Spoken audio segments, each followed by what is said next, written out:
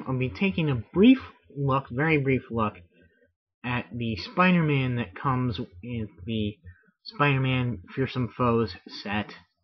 He's a very good figure, very posable, and I think he looks good in a lot of action poses. I do like that he's very thin. His webs here are sculpted in on his feet, his hands, his chest, his arms there, but not on his shoulders. For some reason, I don't know if they use somebody else's shoulders there or exactly what happened, but he's got no webs on the shoulders. The real negative point of this character is the paint job on, well, pretty much everywhere. You know, the leg here, you can tell there's 2 tones of blue in the leg. You got this really dark thing here. It just seems like it's just thrown on there, not given any real actual logical shading position to it, to the paint, just thrown on there. And if you can notice that there's a really poor paint job on painting the webs all over the figure. Yeah, they are painted on, but it's not as good as on other Spidey figures. And look at this arm here. I mean, that thing might as well be black. Just an awful paint job. And that's real unfortunate, because like I said, I do like the actual sculpt of the rest of this figure. And I just noticed, look at his pelvis here. That's not painted either. It's just really unfortunate that this received such a bad paint job. Another thing that I don't really like, and I'm probably going to take off, is the web here that they have, because they wanted to get across his original under the arm webs. I've seen this on another figure, and I've not liked it, and so just in taking it off, you can slide it off here at the arm, this arm too.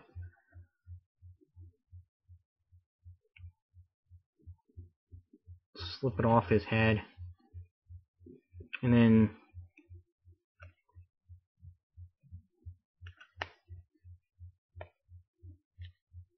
that frees up his articulation a little bit as well. So he's got a very nice ball jointed head. Up, down, lots of posability there, left and right, of course. His torso articulation is a little bit loose, but he does manage to stay in position. Bends over pretty far, so you can get him in some cool crouching positions. I mean, with his legs there.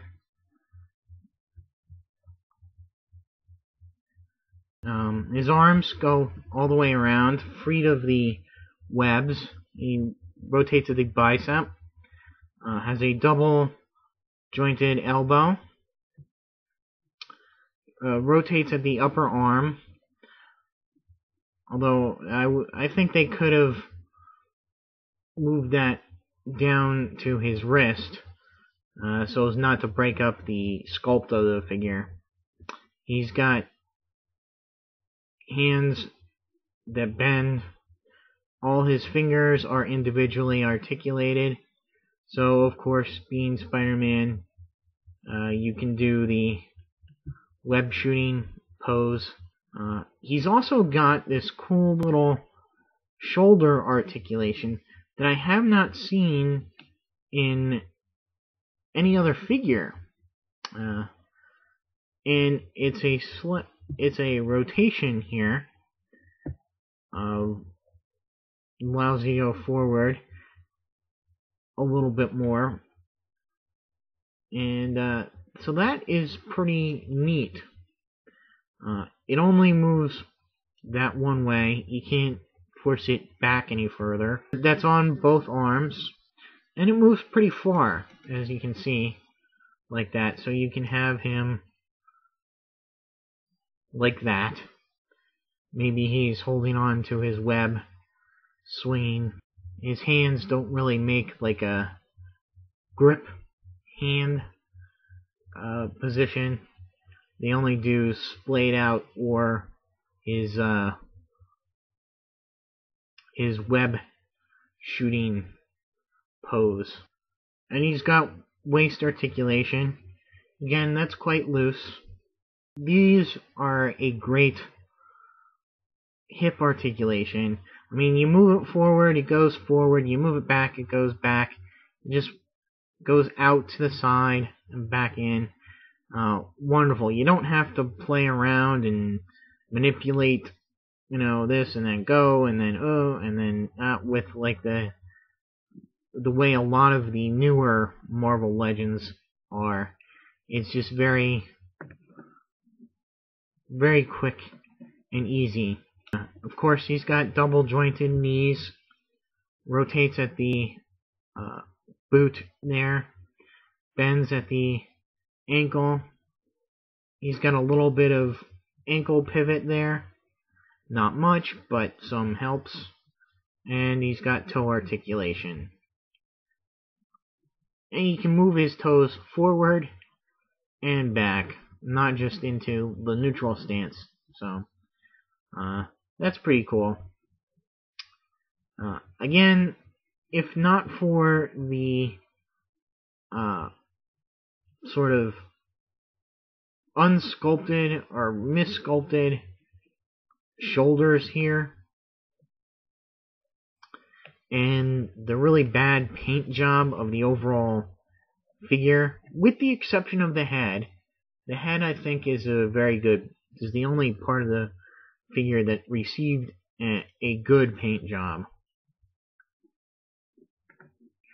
I think this could have been one of the best Spider-Man figures out there. It's still pretty good. I believe they've used this mold to make a Spider-Man later on, much later on. And I believe that one has a darker costume. The sort of really dark blue, almost black. With that, I'll say stay tuned for my next review, which will be kind of an extra, but related to this batch of Marvel Legend reviews. So until then, see ya.